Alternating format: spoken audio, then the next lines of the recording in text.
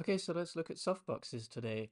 We want to look at what different softboxes are available, what happens when you change the size of the softbox, or if you move the softbox away from the subject that you're photographing. We'll also just dig in a little bit to what happens when you've got diffusers or grids across the front of the softbox, or when you take those out.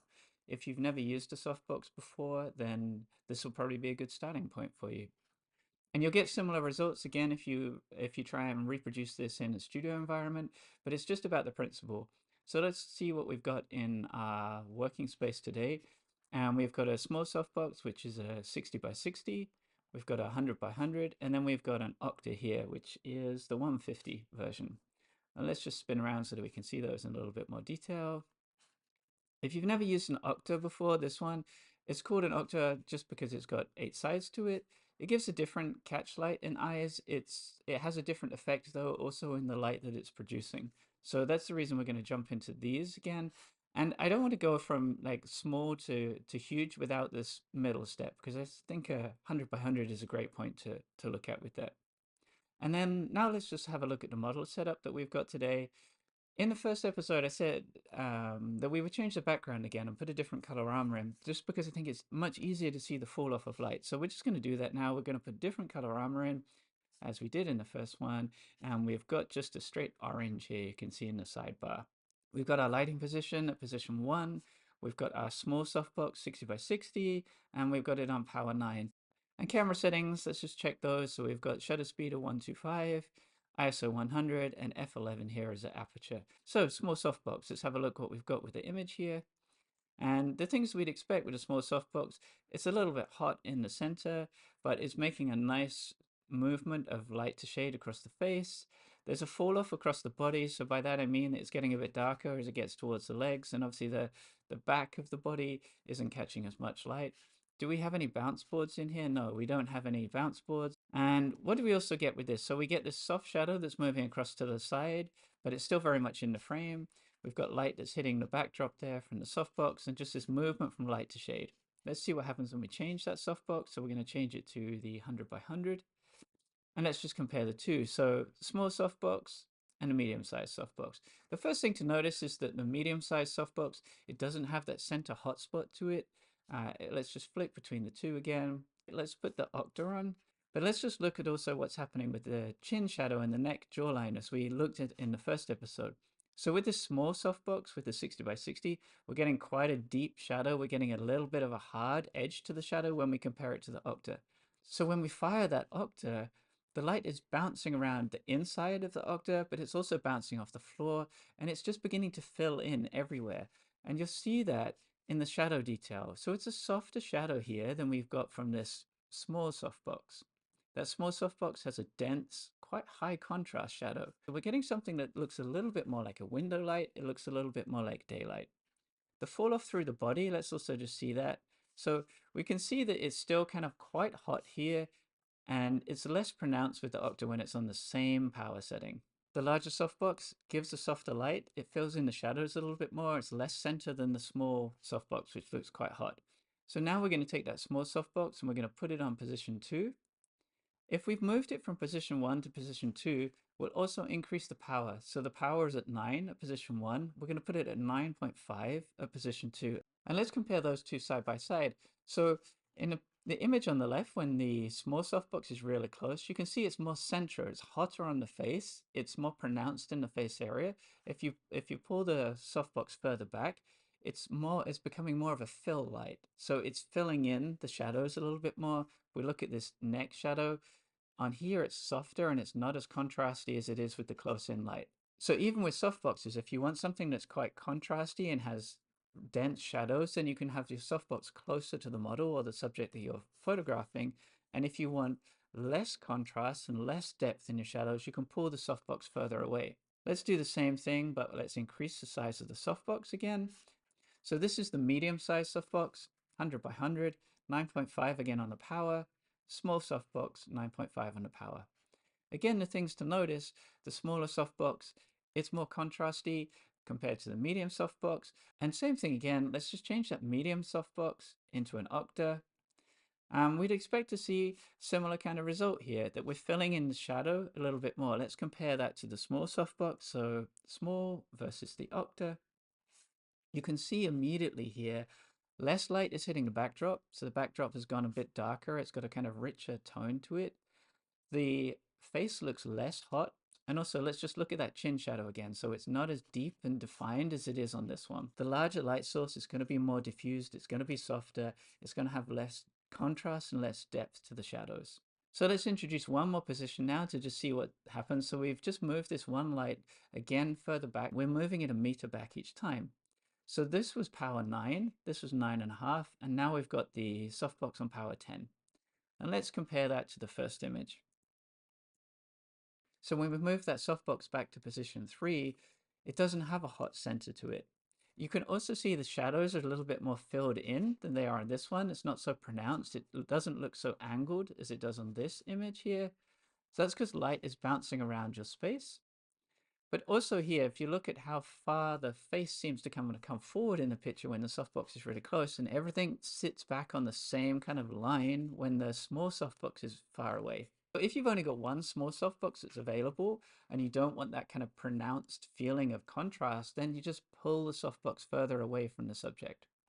So we've got position 1 where it's really contrasty, and then we pull it back to position 3, and actually it's a softer light overall. And again, we'll just do the same thing. Let's just put this to an octa and compare the two images. So this is the octa at position 3. We've got it at power 10. And this is the small softbox at position 3, and we've got it at power 10. Look at them side by side.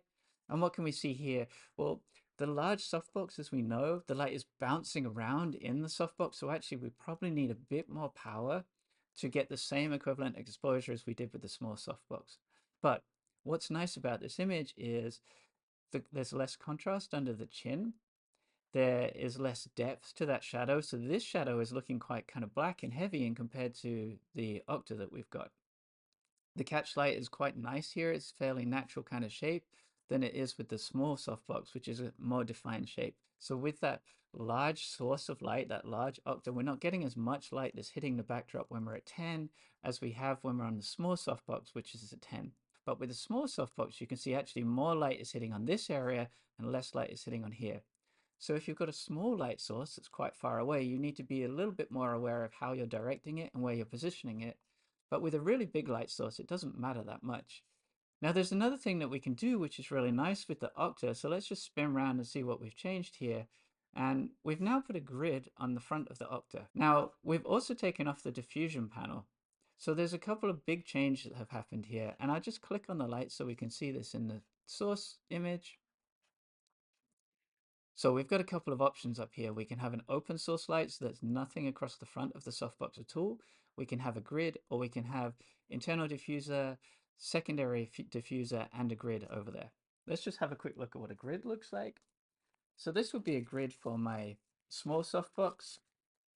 And all this does is it directs the light a little bit more. So it concentrates the light. We're pushing that light forward in a straight line. So it's not dispersing and diffusing through the image quite as much. And all this would do on any kind of softbox is you would just Velcro this onto the inside of the softbox. Something like this. So it just controls that light source and that light direction. And let's have a look and see what that does to the image. So this is the octa with the diffusion panel but without the grid, power 10. Then we've got the octa with the grid but no diffusion panel and power 10. So a lot more light is passing through. It's a more direct light here, and you can see actually it's looking a little bit more pronounced. So that idea that the face is coming forward, you've got this kind of fairly heavy shadow here compared to this image. You've also got a lot more light that's hitting the backdrop because we've taken out that diffusion panel.